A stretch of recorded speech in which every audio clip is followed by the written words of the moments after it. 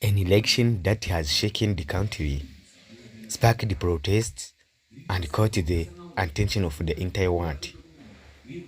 This is Ugandan 2026 general elections. From internet shutdowns to alleged ballot stuffing, this election has been anything but smooth. This is St. Stars. Stay tuned as we break down what happened, why it matters, and what comes next for Uganda. Uganda had the presidential and parliamentary election on January 5th, 15th, 2026. The big headline story: President Yoweri Museveni, who has ruled Uganda for near 14 years, is seeking yet another term in office. His major challenger is a musician turned politician Robert Kyagulanyi, or Bobby Wine, also known as Bobby Wine, the leader of National Unity Platform. But what should have been a democratic decision by millions of voters turned into dramatic and controversial national crisis. Why internet broke out? 2 days before Ugandans went to two-day polls, the government shut down the internet nationwide. Officials said the shutdown was needed to stop misinformation, but opposition leaders, international observers, and journalists say it was a calculated move to block a communication, hide election malpractice, and stop evidence from spreading. With the internet off, journalists could not report in real time, observers could not verify results, Ugandans could not share videos or witness accounts, and also campaigns suddenly went silent. Many say you cannot run a transparent election when the nation is dictatorially brained. This is a voting day. Chores. Voting day was full of unexpected problems. Biometric machine failed at the polling station during election period.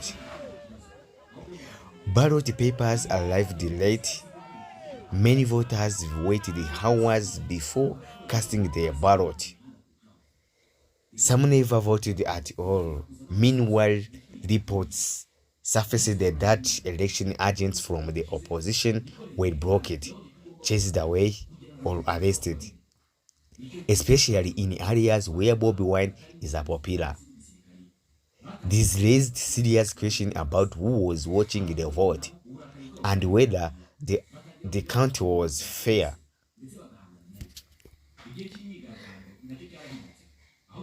It shifted to allegations of rigging. As the results started being released by Electoral Commission, Museveni quickly took a massive lead in some areas, getting more than 75% of the vote. But the opposition says ballot boxes were stuffed. Some polling stations reported more voting than registered voters. Election results were edited before being announced, and finally tally does not reflect the will of Ugandans. Bobby Wine accused the commission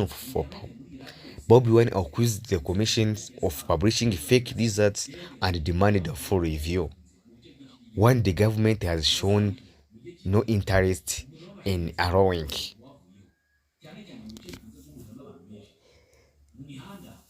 Security force crackdown.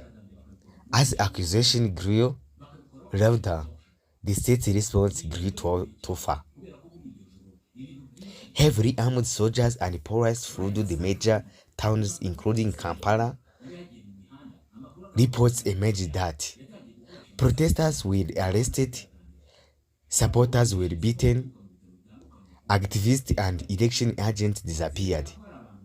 Bobby Wine himself was surrounded by military forces, effectively placed under house arrest.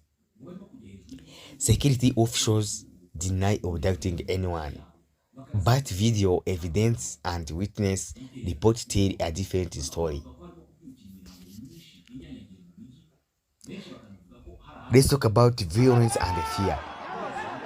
Crashes erupted in several areas between security forces and civilians. Sadly, several people lost their lives and dozens more were wounded or detained. Families of activists say people are missing, while hospitals report cases linked to riot suppressions. The streets are intense, the mood is fearful, and many Ugandans now question where change can come peacefully. What is the next? Museveni looks set to continue his rule, but that does not mean the story is over. The opposition is considering protest, legal challenges, and international appeals. Groups like the African Union, AU, and human rights organizations were watching carefully, but no one have intervened yet. The big question now is, will Uganda accept this result, or will the struggle reshape its politics for years to come? What do you think? What is the free election, or was it stolen? Let me know your thoughts in the comments, and don't forget to like, subscribe, and share for more global news breakdowns. This is NP Stars. Thank you for watching. See you in the next video. Ciao, ciao.